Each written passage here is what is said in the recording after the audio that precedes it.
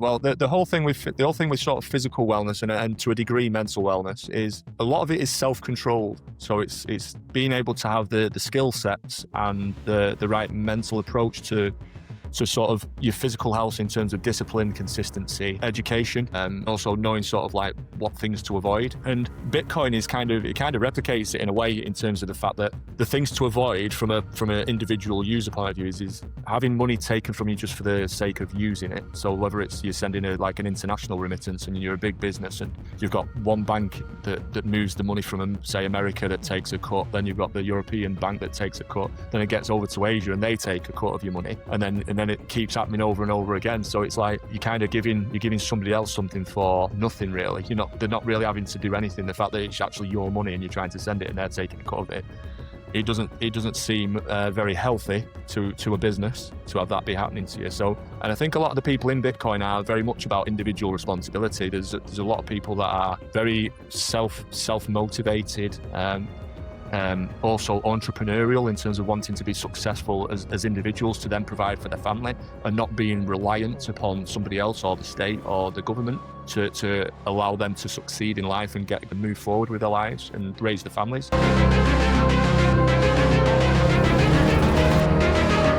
Hello, this is the Bitcoin Libertarian. Our guest today is Andy. Andy is also known as Sat's coach, a passionate advocate for health, sports, and mental well-being through the lens of Bitcoin. With a background in consulting to help individuals level up their lives, Sat's coach combines practical advice on fitness and mindset with the revolutionary potential of Bitcoin to foster true independence. From critiquing modern politics to celebrating Christian resilience, he's a voice for progress in a chaotic world.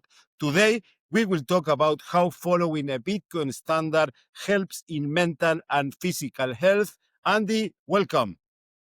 Thank you very much for that introduction. That was impressive. Thank you for that. The introduction, I have to say that the introduction is one of the signatures of my show. I try to do a proper introduction for my guests, and most of them, probably 80%, they tell me great introduction, and that's I'm proud of that. So that's the. Oh well, you certainly did it justice. Anyway, you certainly did it justice, Fernando. So Andy, let's go to the first question. The first question that I do to everyone is, how were you orange pilled? What? Sorry. How were you orange pilled? How you arrived to Bitcoin? Yeah, right. Okay, orange pilled. Sorry. Yeah, I first came across Bitcoin back in 2016, 17. I can't remember the exact moment that I came across it, but once I saw, I think I saw something online about it, and I was immediately interested because I was going through a phase in my life where I was looking at best ways to save. I was a young father, started having my own family, and looking at best way to save, and looking around at all the products that were available in terms of savings. One thing, I was underwhelmed by the returns that were potentially on offer, other than your standard sort of stock market S&P 500 investment. So I was looking around to see for where you could get better returns on your money. And if there was indeed any sort of better ways of investing your money, whether it is real estate or whether it was into gold, precious metals, all those usual places that people go. And I came across Bitcoin, and I was intrigued by the concept of Bitcoin in the first instance, when the idea of being able to move value across the internet without having any sort of banking intermediary. That was my first sort of thing. I thought that's potentially got something. At this point, I didn't really know how workable Bitcoin was at that point, but it was something that certainly perked my interest. So I spent quite a lot of hours reading up, and I think for those that are on here that obviously follow Michael Saylor as I do quite closely, you do go through. I went through those stages that he talks about when you first go into it. You're very skeptical, which, to be fair, if you're not skeptical, that it's probably not a great way to approach anything if you're not skeptical first. in terms of whether it was actually a workable thing and making sure that it sort of wasn't anything that was going to be scammy or going to release you of your money without getting anything back. Which we did go through a few phases of that in early Bitcoin, where there was lots of people and offering things that weren't legitimate what they were actually offering. So I went through that. I sort of did a bit of a deep dive into sort of literature. Again, referencing sort of a classic that most Bitcoiners go to around the Bitcoin standard. I read that book and listened to that book a couple of times over, because it is quite heavy on the history. But I think the history is an important part of it, and the whole Bitcoin journey going forward into the future. The history of it is actually a vital part of the use case for Bitcoin going forward. Mainly because we've gone through many different generations over the past like hundreds of years around money and around transferring value, etc. And none of them have succeeded to the way that I believe that Bitcoin can do. For the obvious reasons that people state, things like confiscation, fraudulent activity, being able to actually move it, the logistics of moving it, the cost of moving it, all those sort of things that come out from the discussions around Bitcoin. And again, I think, like I said, I don't think there's anyone better than Michael Saylor for articulating it. So yeah, that was how I got into it, and I played around with it around 2017. I bought some Bitcoin, my first Bitcoin. I still don't think I fully understood it at that point, in all honesty, which I don't think is that uncommon for a lot of people who got into Bitcoin back then. As with anything new, I suppose it's similar to like the internet. People were a bit and ahhing about email and so on. And I think Bitcoin's going through the same process. And I bought Bitcoin at 2017, sold a little bit, probably around 2018, 2019, after making a little bit of profit on it. Nothing spectacular, but making some profit on it. But then over the years, the more that I've seen, and it's not just because Bitcoin has been going up every year that it's sort of made me more bullish. It's more that I'm actually more bullish around what Bitcoin actually does and its ability to do what it does. I think that's what sets it apart for me. And the sort of the question marks that hung over it, there's a lot of question marks maybe around Satoshi, who Satoshi is, who are Satoshi in the early days, and what would they do with their sort of stake of Bitcoin that they own in their wallet. But I think with the amount of time that's gone past and the opportunities that could have been there for people to take huge profits, I don't see that. I actually believe that to be legitimate now. It is actually a gift to the system. I don't believe that there is somebody on the other end of it ready to take the coins off and take however many billion it's worth now. I think they would have done that a lot sooner. Yes, totally. And one of the things that you mentioned is that when you read the Bitcoin Standard, that for me is one of the best economic books of the history, and not even a Bitcoin book. It's one of the best economy books in history. You said that at the beginning it's very hard to read because it goes through the story of money. What do you think that is the biggest problem for people when trying to understand Bitcoin? The history of money, the problem that money causes, on the technology of Bitcoin? A good question. I think it's probably a bit of all of those. I think for some people, like for myself, I don't come from a finance background. I come, as you can probably tell, I come from a sporting background, and football and fitness sort of background. And so finance wasn't something that I studied in any great detail up until the point of really having children. I just used money like most citizens do as a medium of exchange to buy goods and services. However, I think also the technology of Bitcoin, I think in the early days for a lot of people, especially if they've not the younger end and the younger generation that are being brought up on technology, computers, mobile phones, coding, all these different things that, I mean, at my generation, I never did coding. Coding was after me. or it was very much in its infancy when I was younger. I think the younger generation are a lot more attuned to being able to deal with the things that come with coding, and probably have a little bit more understanding and belief in something that can work online. Whereas for us before that, it was very much a physical transaction, whether it be through paper notes or gold coins. I think we never really had that experience prior to the younger generation that are coming through now. Yes, and when you start talking with your family, because you told me that at that time you were a young father, you have kids. I assume you had your wife, you have your family, your friends. When you start talking to your family about Bitcoin and your friends about Bitcoin, what do they start saying? They try to pursue that was a scam, or they were like, oh, they were pushing to understand it. Yeah, well, obviously early on when I first talked about Bitcoin, people would be looking at me like going, what is that? What are you actually talking about? What is Bitcoin? Never heard of it in my life. Like, did have no idea. And I've tried speaking to my wife a few times, but she's still not 100% on board. If I'm being deadly honest, she's still not quite sure about it. The idea of having something on your phone and on the laptop that represents your sort of asset worth, or I suppose is the best way of putting it. She's still not 100% convinced by it, and still does have a slight bit of worry about it.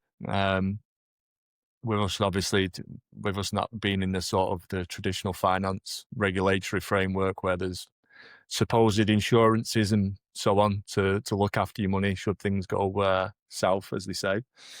But I've also had the opposite of that. Like my close group of friends that I grew up with at school. We went on a holiday just over a year ago, and actually, whilst we were on holiday just around the pool, I had quite a lot of questions from my friends asking me about it. So I'm not one for trying to push things on people. I think that's not the way to go. If you want people to really engage and adopt into something new, I think you've got to be more of just a source of information and being able to redirect them to sources of information and let them make their own mind up about it. Especially when it's got value and people's potential savings and so on involved. You don't want to be pushing down something and then them needing the money, and Bitcoin's had a bit of a dip and they're all of a sudden they're coming at you saying my money's gone. So you don't really want that on your conscience either. So you do have to make them aware that obviously Bitcoin is very different than your traditional sort of pound or dollar in terms of its volatility. But the other side to that is that if you can zoom out and you've got the ability to zoom out on your time frame, you start to look at the picture of the dollar and the pound and the way that that's gone. And currencies in general over history, as this Bitcoin standard lays out, is that they don't tend to trend upwards; they tend to trend downwards, purely because of the sort of financial levers that are in place. Being able to print more pounds, more dollars into the circulation, and what impact that has on everybody's assets. And that's kind of the way I tried to frame Bitcoin when I had the conversation with my friends, was look at the house that you live in, look at what it was worth when you bought it, and look at what it's worth now. Even if you've done nothing to the house in terms to add value to it, whether you put an extension on it or whatever it is, your house has gone up probably nearly 40% in the last sort of 7 or 8 years. That didn't happen just by magic because we just decided. It's because of inflation. Inflation affects and touches everything across the board. And it's like when you go to the supermarket now, I mean, our British government will tell you inflation's at one particular percentage. But if you go and look at your local food shop that you do every week, that's certainly not reflected in a local food shop for the average family. Do you think that the how is the inflation problem in the UK now? Because I think that for example, for us, I'm from Argentina. We are not only the world champions in football, we are also the world champions on inflation. So for us, it's very easy to see the effects of inflation. But I think that for the first world countries, the first world economies like US, UK, even here in Hong Kong, the effect of inflation is a little bit difficult to see because it's like a little bit. But I think that in the last years, the inflation spiked and you are starting to notice that, right? Yeah, well, as you say, places like your home country, Argentina and Venezuela, and some of the other South American countries are acutely aware of what hyperinflation looks like. So they've experienced that and how detrimental that can be to your society. As you say, with Britain and the dollar in the US and as you say, potentially sort of like the euro and the Japanese yen, a little bit more subtle. But I think when COVID happened, the sheer volume of money that they printed during that time, I don't think they could hide it in the way that they have done historically over the years, just purely because of the volume of dilution that they put into the system, which is now kind of it's still very much apparent in UK, very much apparent. I mean, if you go in, like I say, if you go in your local food supermarket and you look at that pre-COVID to what people are paying now, it's still way, way, way above. It's nearly probably, I would say, 30 to 40% above what you would have been paying for your average food shop prior to COVID. So we're still definitely feeling the effects of that. And for us in America to sort of have had the actual spike of inflation it had, it just shows you how significant the printing was during COVID because they're huge economies. Yes, yes. I think that when you see, for example, the M2, the global M2 and the United States M2 supplies, that the money that is circulating, you see that it's going up, and then during the COVID, it's vertical. So these things are not free. No. Someone has to pay, and it's being Yes. paid by all the people with the inflation tax, because at the end of the day, inflation is another tax, a tax Of that you course it is, cannot yeah. evade. And people is like struggling with inflation. This start triggering some uh, kind of looking for another way of saving money, like Bitcoin, gold, or other solutions. Yeah, absolutely. I mean, I think that historically, I mean, you look back at sort of like the 2008 housing crisis that we had when I think it was Bear Stearns or Lehman Brothers, when they went bust. Um, that again was people with wealth. They flee to the assets where there's some security for them, which historically had been gold and silver to a degree, primarily gold, for that very reason, um, just to deal with those things. Yes, and also I listen from my friends. I've been in UK for last time in 2012 during the Olympic Games.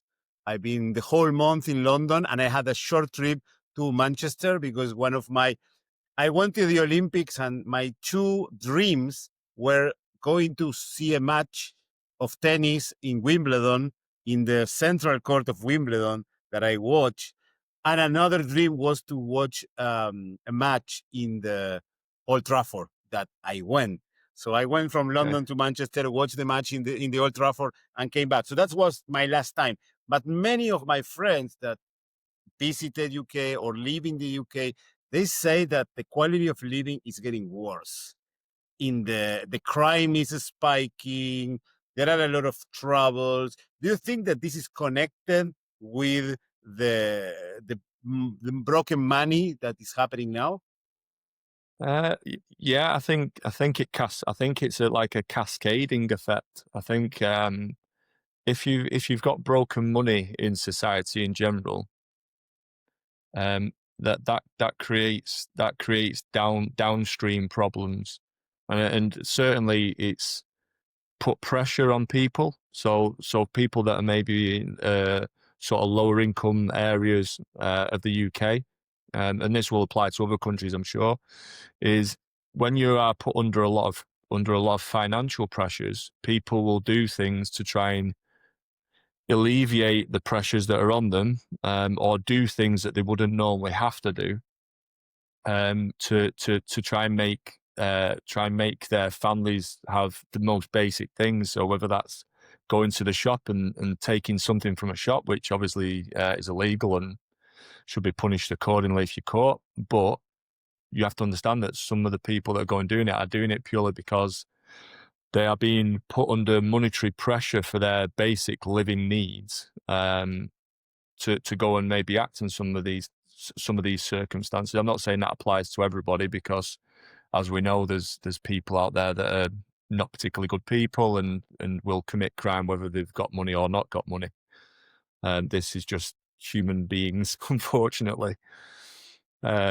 So I think there's certainly an element of that. But I mean, the UK is still a great country. It's still a great place to live. I mean, I try and say you've always got to try and put things in perspective. I mean, they say that the average sort of working salary is at sort of around the sort of 25 to 30,000 pound a year mark, which, if you compare that actually globally, still puts you in about the top 1% of the global salary earning. So, although it might seem like it's a poor way of living here, you're actually comparatively okay compared to many other nations that are out there. So I think the UK is still a great country, and it's still certainly got a lot to offer. But I can't sit here and deny that there's not problems. There certainly is. There's certainly problems from a political standpoint in the country in terms of decisions that they're taking. I mean, obviously during COVID, we took the decision to print all the money that we printed for COVID, which I don't know how closely you followed that, but there's been a lot of issues around fraud, especially around some of the sort of like COVID loans that are being given by government to people, businesses making up businesses. I mean, I think there was one story recently last week about how there was a company or a persons in Poland that were filtering British COVID loans into Poland somehow. However you would do that, I'm not too sure, but it's been a problem. And the sort of, I think it was Rishi Sunak who was in power at the time, and they were basically, just before he became the prime minister, he was talking about how they'd lost £3 to £4 billion in COVID loans. They couldn't trace them. 3 to 4 billion, not million, billion, which I don't know any other job on the history of the world or on the planet where you can lose 3 to 4 billion pounds of other people's money and get promoted. He ended up being the prime minister on the back of it, which for me, I was just like, wow, that just shows you how disconnected the methods and the systems that are in place are in terms of morality. Because if I went and took £10 from a business, I would lose my job. I wouldn't get a promotion. I won't get a promotion. But to lose 3 to 4 billion and say that we can't retrieve it, we can't trace it, is for me, it's absolutely it's an outrageous mistake, really. And how is the situation now? Because I heard something related to the digital ID. I heard this from Vietnam, that people they closed their accounts because they didn't want the digital ID, and I saw something similar happening in the UK, but I didn't go in deep. So better for you to explain. Well, I would say, Fernando, I'm certainly not an expert on it. I'm certainly not going to sit here and claim I'm an expert on it. However, the old concept of a digital ID, I think it's like with everything. There's an argument there where you could potentially see benefits of it. However, as with everything that might have potential benefit, there's also potential drawbacks and problems that come with it. And I think it's a case of weighing up, are the benefits outweighing the problems that come with it. And from what I've seen and what I've read, I would say that it would be a more detrimental thing to personal freedoms and personal liberty, and also the right to secrecy for individual citizens of the country, more so than a benefit to the citizens of the country. I don't see any reason why we need to have a digital ID. the country has functioned for years and years without a digital ID. I don't see why now it would be important to have one. The claim that I saw, I think, of the sort of the current government was around it'll help them track people and it'll help them sort of get people that have maybe come into the country illegally, and sort of get them back to where the countries where they should do, and not essentially be in our system, claiming the sort of welfare and the benefits that they get, claiming alleged asylum. Which is it's a topical one in our country. It's like if you've got one particular version of it, no matter how articulate you put yourself, you sort of classified as one type of person, and if you've got a vision on something else, you're classified as another type of person. There's no room for middle ground or compromise or sort of logic, which I suppose is the current climate for politics in general. Everyone's trying to sort of red team, blue team, everybody. Yes, yes.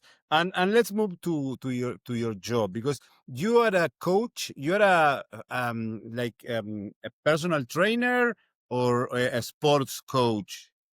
Yeah, so my background primarily is through football. I know you're saying you was at Old Trafford and what have you. So in a sort of a separate capacity away from the sports coach online, I work with football players. So I do coaching with football players, varying age groups as well. So I work with some up and coming younger talents, and then I also work with some adults that are already playing in sort of professional or semi-professional games, some of them as well. But I also do fitness training for private clients that are looking to sort of make improvements, whether they're already training currently and they're looking to find an edge, or whether it's somebody who is currently not trained for a period of time and is looking to get into training and trying to get themselves into better physical shape and better mental shape, to try and just basically improve their general lifestyle and their health for the future. And do you talk about Bitcoin with them, Yeah, I do. I do talk about Bitcoin with them. I mean, I'm conscious that I don't want to get clients in and sort of bang them over the head with Bitcoin. I will have a discussion about it, because obviously I do let them know that they can pay in Bitcoin. That's sort of one of my features as a coach, which is probably sets me apart from, as far as I know, every other coach that I'm aware of. I don't think there's another coach in certainly not in the UK that I'm aware of that accepts payment for sessions, and for guidance and advice, in Bitcoin, in Sats. So I think that sets me apart a little bit. But I do have conversations. Some of my clients are business people, because they're not in sport, and they're just looking to get fit for themselves and for the health of the family and so on.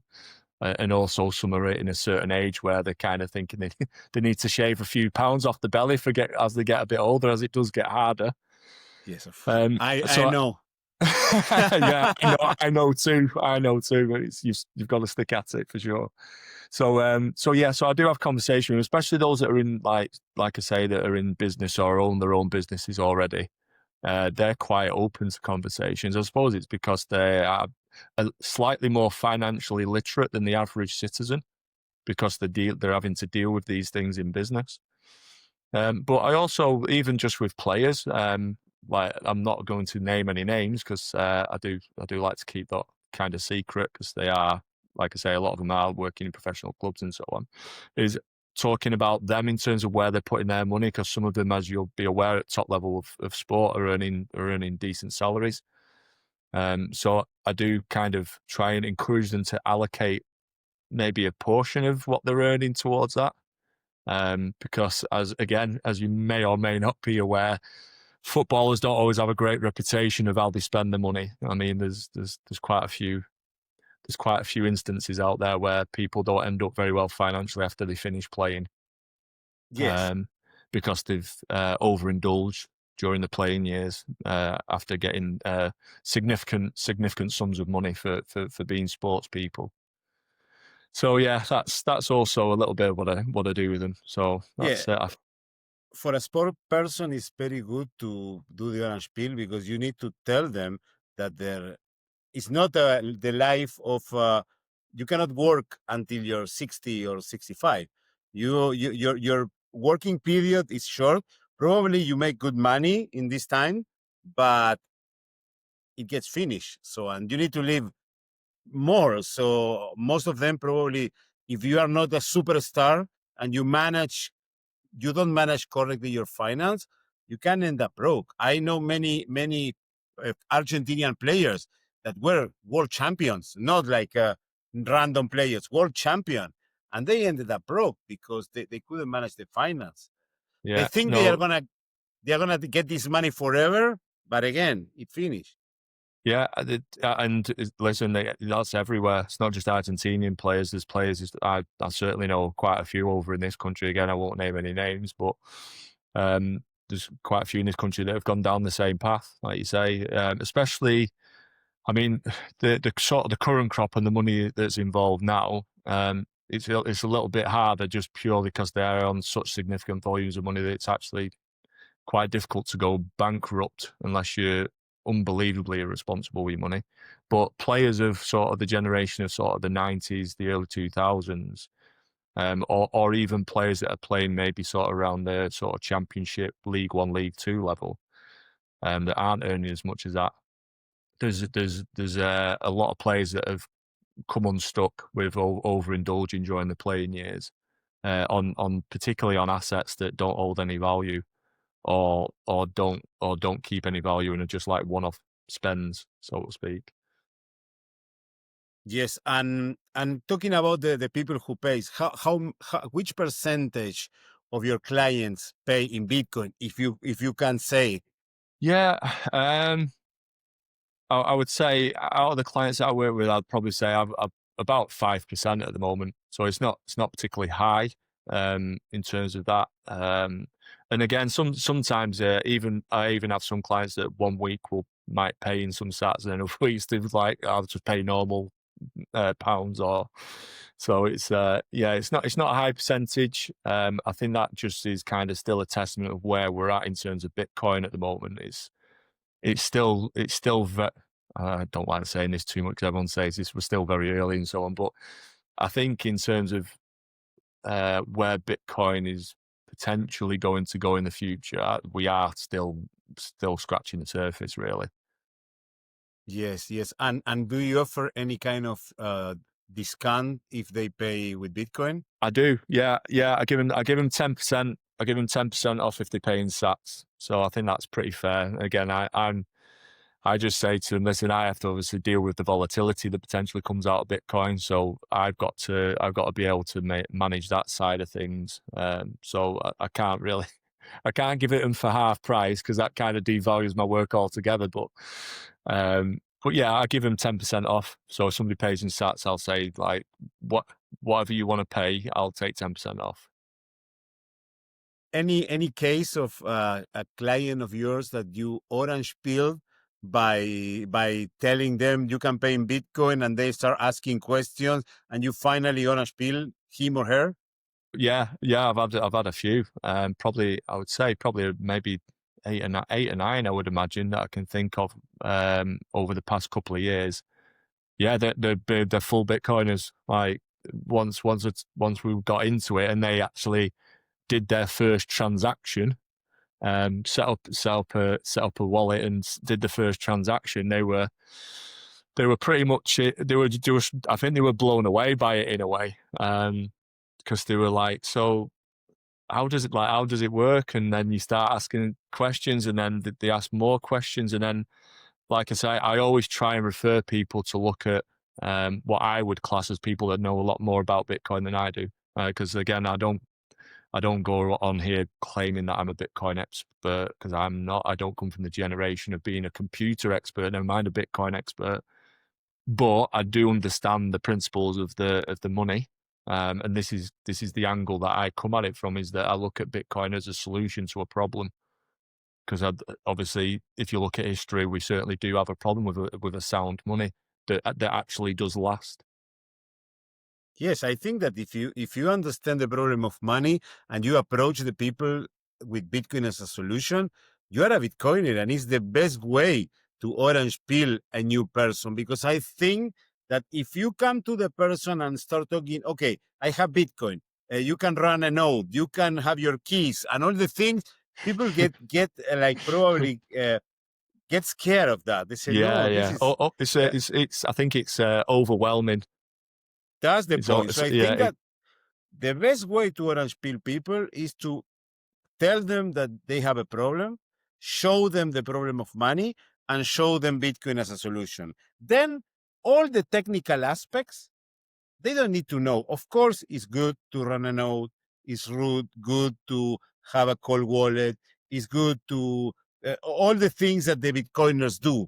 But they to enter to Bitcoin, people need to understand the problem of money and Bitcoin as a solution, and then how it works.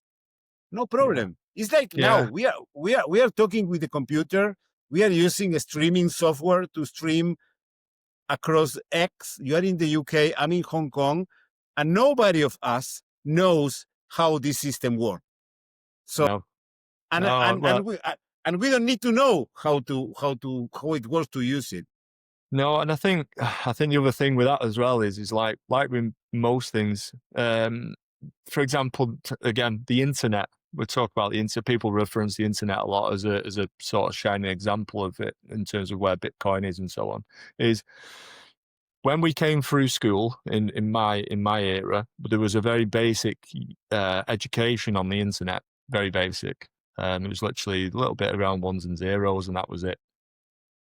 However, now children now especially in the UK, children now in the UK are starting to use software for coding. They're using iPads, laptops, phones. They're immersed in it from a very young age now. So the generations that are coming up and coming through, they're far more attuned to understanding the sort of concepts that come from Bitcoin and understanding the technology that runs and the different software layers and blockchain technologies and so on. And the more that we do that, eventually, and I'm not saying that this will definitely happen, but I can envisage it happening, is that at some point in school, Bitcoin will be taught as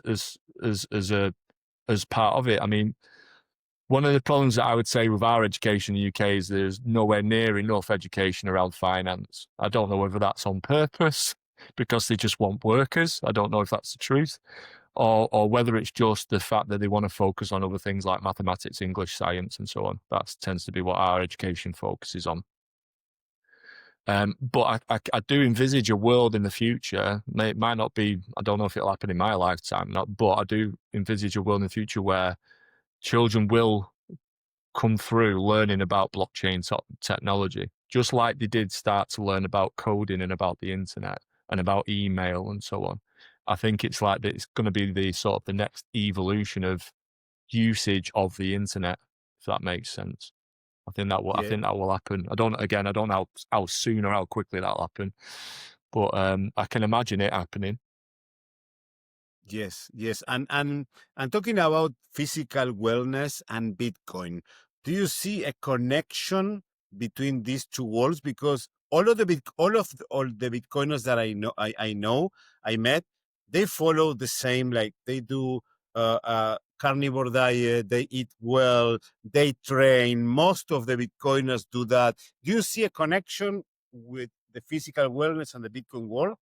Yeah, absolutely. Well, the whole thing with sort of physical wellness and to a degree mental wellness is a lot of it is self-controlled. So it's being able to have the skill sets and the right mental approach to sort of your physical health in terms of discipline, consistency, education, and also knowing sort of like what things to avoid.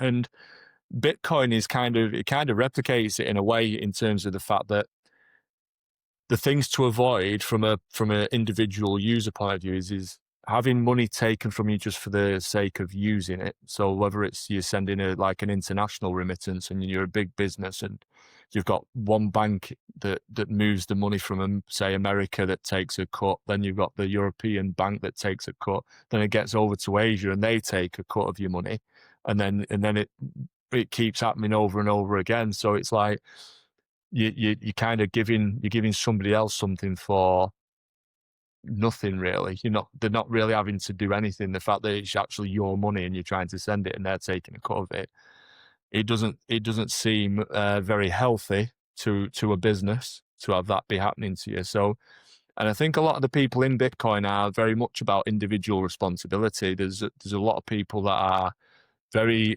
self motivated, also entrepreneurial in terms of wanting to be successful as individuals to then provide for their family and not being reliant upon somebody else or the state or the government to allow them to succeed in life and get forward and move forward with their lives and raise the families.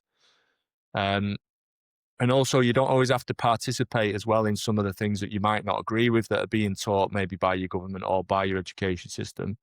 You can kind of not necessarily opt out, so to speak, but you can sort of cater and recreate the environment that you want your family to experience growing up. And I think Bitcoin gives you an element of freedom to do that better than what the current system does. I don't believe that obviously we're totally like away from the government and we can totally disengage with the government altogether, because we're part of a society and we're part of a nation at the end of the day. And as much as I would criticize the government for many things, there are functions within government which should probably stay and are useful, especially in the UK. I mean, the National Health Service is one over in our country. I mean, I know it's not in every country, but for me, historically, that's something for us as a country to be very proud of and something that we should treasure, albeit I would criticize the management of said NHS over the past probably 20, 30 years, not being very well managed and very unwise spending patterns that have gone on over the years. So I think I think it very much, I think they do overlap with each other. And what is how is the adoption in the UK, the general adoption of Bitcoin in the UK? I think it's certainly on the up. I think it's certainly growing. Our government typically very, very slow. We are a slow-moving government, generally speaking, or we seem to be, especially around anything financial. There has been a few changes that I've read about around sort of like what they call ETNs, where they're sort of going to the FCA have started allowing ETNs. But then also, obviously, going on to smarter web company, as we mentioned before we come on, these sort of Bitcoin Treasury companies that are now being able to sort of thrive in the country, I think is a real positive first step. And hopefully it will set a bit of especially smarter web will set a bit of a blueprint for others to follow. I mean, I know there's been quite a lot of companies that have popped up around the same time as smarter web company, but not necessarily being able to execute a sort of growth pattern in the same way that smarter web are doing with the different functions that Andrew and the rest of the team there are putting in place. What do you think about the Bitcoin Treasury companies for the ecosystem? I think Bitcoin's for everyone. I think that's probably the truest thing to say about Bitcoin is it's a network that everybody should be able to access. Obviously, if you're a big business, you're probably going to be able to access it in a different way than an individual. You've got more wealth, etc., to more capital to allocate to Bitcoin in that regard. So you're going to participate slightly differently. However, with it being a global network, it's kind of it's less impactful on the network. Even if businesses do start adopting Bitcoin for individuals, all it will mean is that the sort of how we put the Sats value to pound value or Sat value to dollar value will just change over time in terms of how it looks in terms of a number on paper. But the adoption by businesses, I think, is a really good step, because one is the more people that get involved, the stronger the network gets. And then the other side of it is that if perception of Bitcoin is being adopted by companies which have some stature and some legitimization in the eyes of people and governments and other companies, it can only really drive adoption further in terms of making them want to be part of it. It's just like allocating to the S&P 500. Every company wants to have an allocation there because they know that it's the top 500 companies that are in the US, and they want to be part of that, and that's a good product for them, because over time it's been pretty good to everybody. And Bitcoin is similar to that, with just a very distinctive difference of being a capped supply. And that capped supply is probably the most intriguing factor into where Bitcoin will end up going, I think, going forward into sort of the next 5 to 10 years.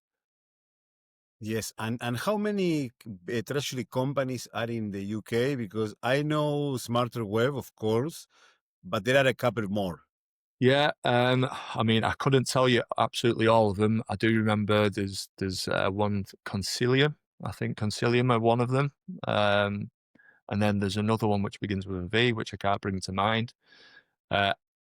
I personally, having looked at them all, I bought Smarter Web quite early on, so I was pretty fortunate, really, because I couldn't invest in it, and other than through my pension, through my self-invested pension. That was the only way I could get involved in that, which I have done. And same with Coincillion. I bought a little bit, not as much as SmartWeb, but I bought a little bit of that. And I do think that going forward, whether I know that they've both kind of had quite a big downturn relative to the upturn from their launch of being IPO'd, I do think going forward in the long term, that I think they've both potentially got. Well, I certainly think SmartWeb's got a very bright future ahead of it. I think Andrew and the team that he's assembling there is going to really drive things forward, and I think it will be very similar to like what Metaplanet have done. I think they'll go in a very similar direction. And again, Andrew came out very early on with his strategy being a 10-year strategy. So I think that even though the downside for some people that maybe bought around the sort of £4 or £5 mark at the time, and it's now around 95p, that obviously will hurt your heart a little bit and hurt your stomach a little bit when you see it. As I'm sure we all can feel that way a little bit. But longer term, I think it's about they keep doing their thing and keep bringing value to what they're doing, and keep accruing Bitcoin. And as long as they keep doing that, and Andrew's obviously looking at expanding his own actual web business as well on the back of it, and using kind of Bitcoin as a bit of an engine to do that with, it can only bode well for the future, really, because he's just going to grow a bigger business, which hopefully which has been a profitable business since he started it as well. And with his background being sort of the head of online at Hargreaves Lansdown, I don't know how much you know about Hargreaves Lansdown, but they're a huge company over here, managing pensions, etc., investments. I think it just bodes well for the future. I think we're in really good hands. He's at an age where he still looks like he's got a lot to give as well, Andrew. He's not an old man by any stretch, so he doesn't look like he's ready to retire to his retirement home anytime soon with his family. He looks like he's in it for the long haul in terms of wanting to really bring Bitcoin to the UK and sort of grow a business that he can be proud of, which I think he refers to quite a lot. He actually wants to be proud of it. And he's got some of his own family involved in the business, which tells you that he's obviously not just saying it from a sort of distant businessman point of view. He's actually saying it from a family home man point of view, which for me, gives me a bit of confidence as well, because I am very much a home family man, and I want to invest in that company because I think it's got all of that potential in it. Yes, no, Andrew, the one of the things that I like that he's a Bitcoiner, and he is one of us. That's what I like, because I have contact with other CEOs of the Bitcoin treasury companies, and are different. I'm not Mm. saying that are better or are worse. They all are doing a great job. I've spoken with Alexandre Lysette from Capital B. I met Simon Gerlovich here in Hong Kong. But Andrew is totally different. He's like a Bitcoiner with their own, with his own family business, and he's doing this for Bitcoin. Yeah. And he's super committed. He's super transparent. He's super humble. So I think that he's gonna succeed, and Smarter Web is gonna succeed. The only problem that I have with Smarter Web is that from Hong Kong I cannot invest in the company. Well, Andrew and his team got something to work on, man. That's the thing. I'm sure it will happen at some point. For sure, it's gonna happen soon, and we are gonna have Andrew.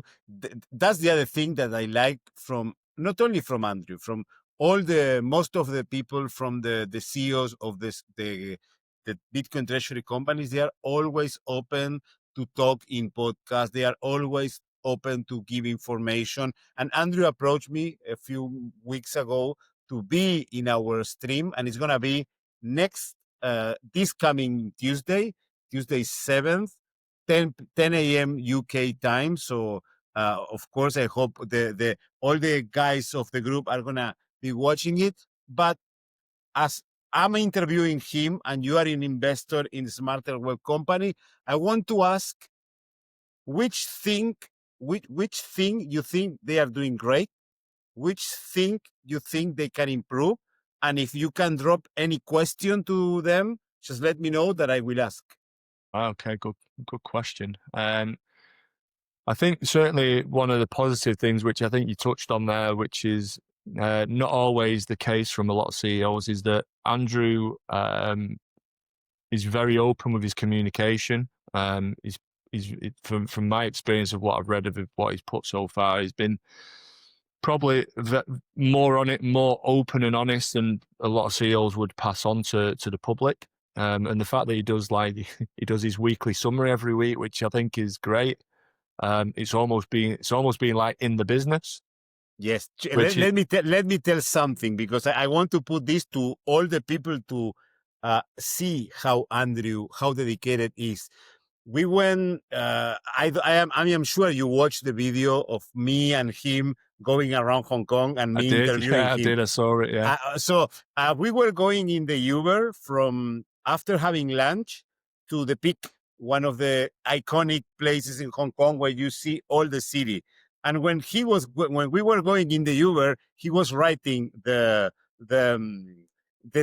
tweet. So they was doing the Twitter, the summary. And he said, sorry, I have to do the summary because I do the summary every week. And he was doing in the middle of the taxi. And and in the night we were for dinner. I took him dinner to my favorite place in Hong Kong. And he was before going to dinner, sending messages to the new CFO. So he's 24/7 dedicated for the company. Yeah, so. I mean, from what I can tell, I mean, obviously I'm not on the inside, but it looks like he certainly put some hours into what he's doing, which is again is a testament to kind of his. It's a testament to kind of his. Oh, very nice. It's a testament to his character, really. It shows you what he's about. He's up there every morning, very very early, till very very late, and he's doing his absolute utmost to try and make sure that the company is as successful as possible. Again, he's got skin in the game as well. Yes.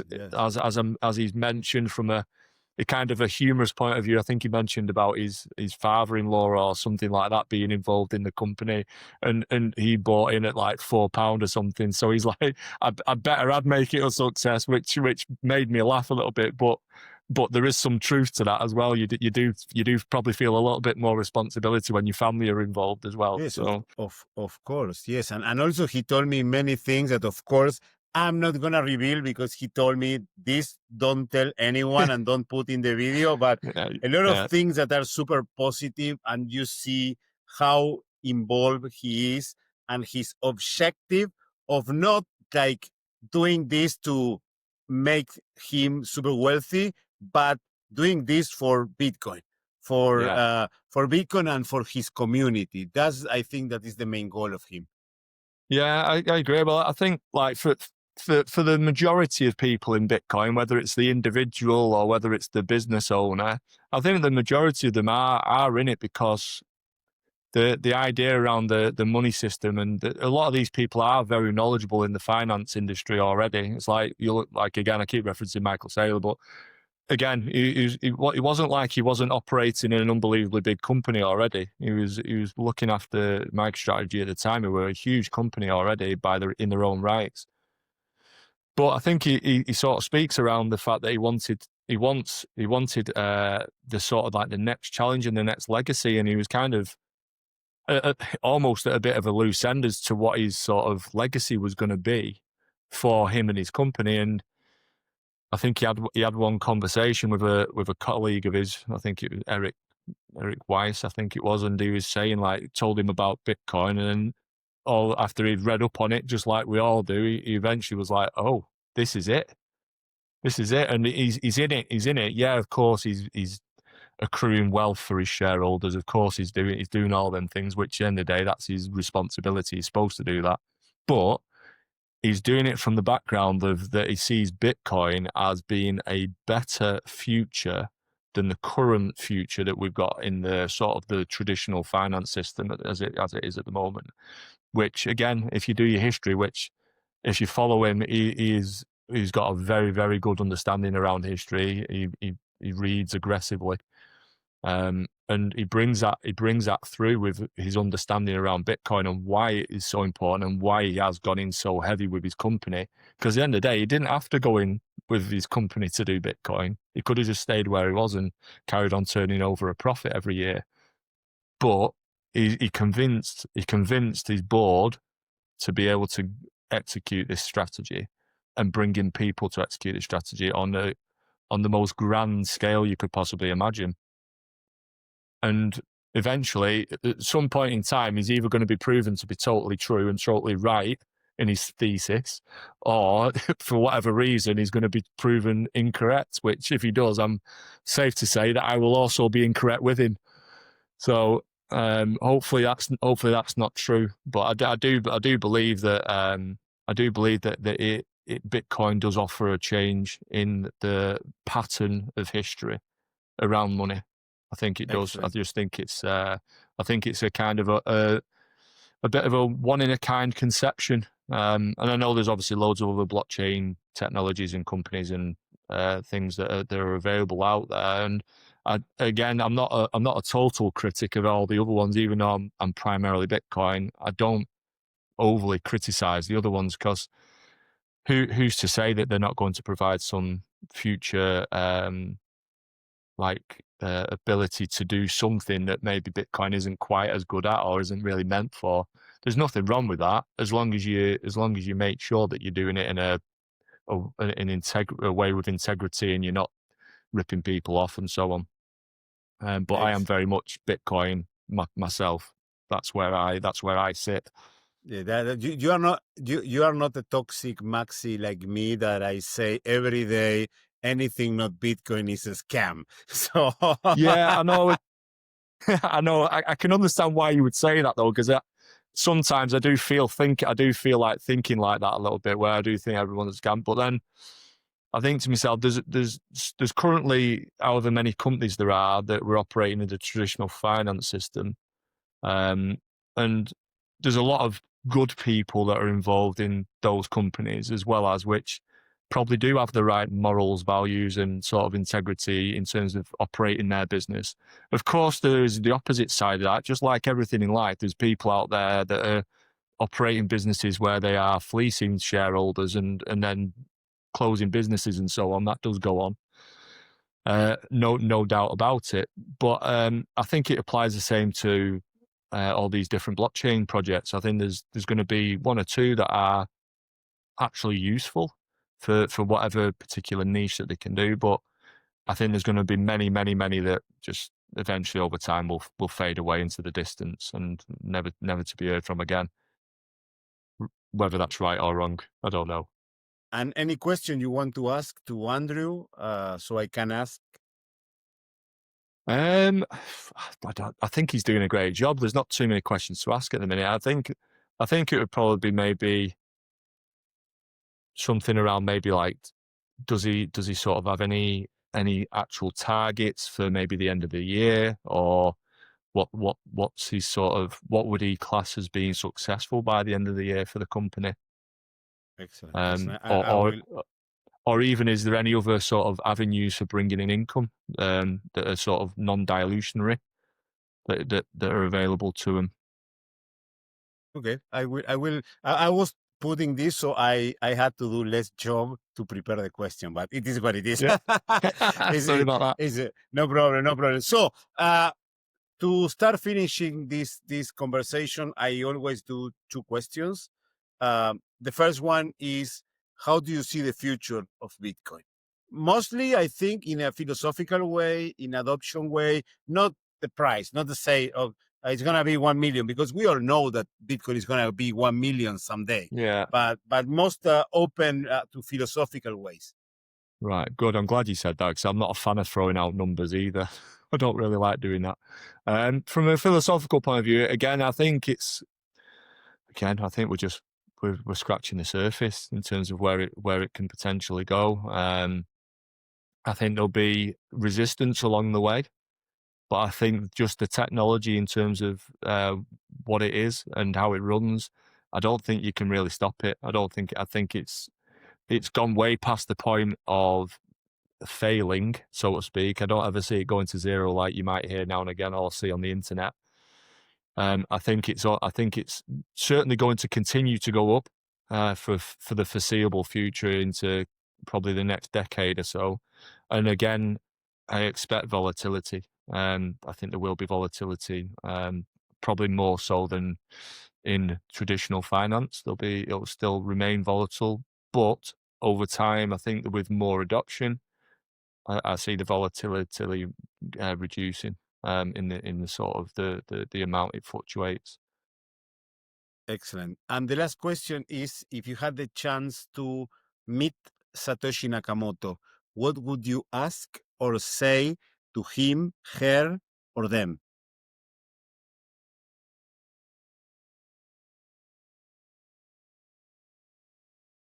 I'd probably ask what was the moment that when was the moment that you realized that you'd actually cracked Bitcoin? When was the moment that you realized that this thing actually was going to work? It's a good question. It's a good question. It's a really good question for Satoshi. So yes, I think that they or he, in my opinion, is they. I think not they because it's a transgender. For me, Yeah, it wasn't a they self because it's a group. Now, when I say they, it's not because I think that Satoshi is a transgender. That it's not problem if he was a transgender or whatever. Yeah. But I think that it's a group of person Yeah. because to create something so perfect, you need to understand a lot of different areas of human knowledge that for one only person might be really difficult because you need to understand history, you need to understand economics, mathematics, coding, physics, philosophy, human behavior, sociology, but I think that when they created that, I think that they already know that what they were creating. And they already know what they are was gonna reach and how, because they already know before. I think they already know that the system was broken. Something that most of us didn't understand until we understand Bitcoin. Yeah, no, I think that's a real good analysis of it. I think that's probably very true. Again, I think it's somebody that certainly had a real good understanding of finance. Mhm. So real good understanding of finance and financial systems, but also the ability to do all the sort of the technical sides of writing the thing, and the computer science side of it. I think for me, I agree with you. I can't see it being just one person. I think it was very much. I know there's a lot of talk around sort of like cypherpunks and so on, which again I don't confess to be an expert on, but I agree that a group of people probably would be required to come up with something so beautifully put together, and so profound as well. It's such a profound thing to come up with. I mean, wow. I mean, there's a lot of amazing technologies out there, but that potentially Bitcoin, if it does go the way that I think it'll go, which I hope it does go, it could solve so many problems across the globe, so many, and also take away so much tension out of society. I think there's so many tensions in society at the moment, which are driven primarily through money and through monetary systems and the pressures of money and so on. Yes. Obviously, inflation's the silent but deadly one. Yes, Larry, I think that the quote is from Larry Lepard that is fix the money, fix the world. And we Yeah, have the tool to fix the world. And I will add another question due that you are British and due that you are a football fan. Um, indeed. Yes, and you are a United fan like me. I'm a big fan of Manchester United. Well, I, s- okay. I cannot believe how I hope United start becoming what was during the 90s on the 2000s, not how they are playing now. But the question is for next year, what would you choose? Bitcoin 1 million or England world champion? Oh god, that's a question. That is. I've got to say, Bitcoin 1 million. My family comes first. My family comes first. I'm sorry. Family comes Okay, first. great. I'd love England to be world champions more than So anything, but family comes excellent. first. Excellent. So 1 million Bitcoin and Argentina world champion would be amazing. It- The Argentina world champions thing will probably happen anyway, so you no, don't have to worry about that. I think that the favorite is Spain, but England Yeah, had a great team. I remember the team on 2018 was a really good team. And I thought that you were going to do better in the last World Cup in 2022.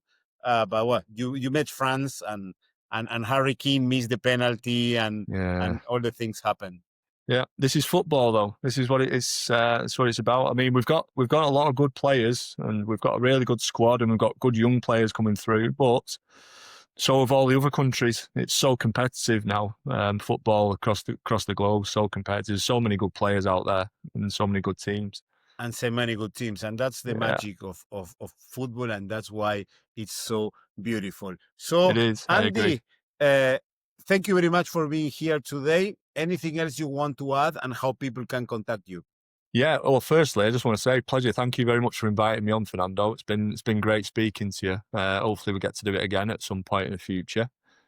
Just in terms of where to find me, I pretty much for sort of the coaching, guidance, etc. that people might want if they want to become one of my clients and they want me to work with them on trying to make progress in whatever way that might be, whether it's physically or mentally. I'm on the Sats Coach on X. That's the only platform I use. I don't use YouTube or anywhere like that currently. I just stick to X at the moment.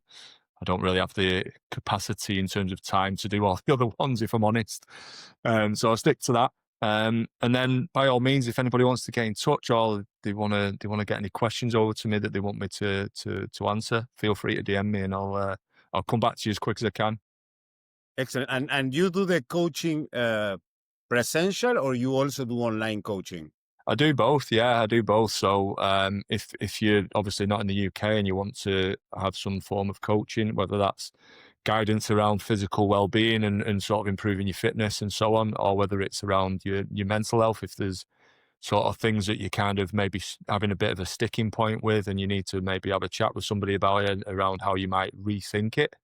I do quite a lot of work with people around that side of things. And I don't just do it off the cuff. I do have some training in those things as well. So it's not just me saying that.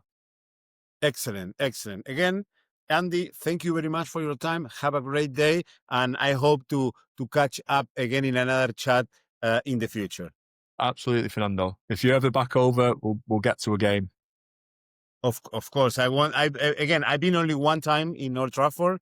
I have the picture with Matt Busby outside, and but never went to watch a match of the Man U. So that's something. And I love, when I was younger and I was living in Argentina, every Saturday morning I used to wake up and put the Premier League.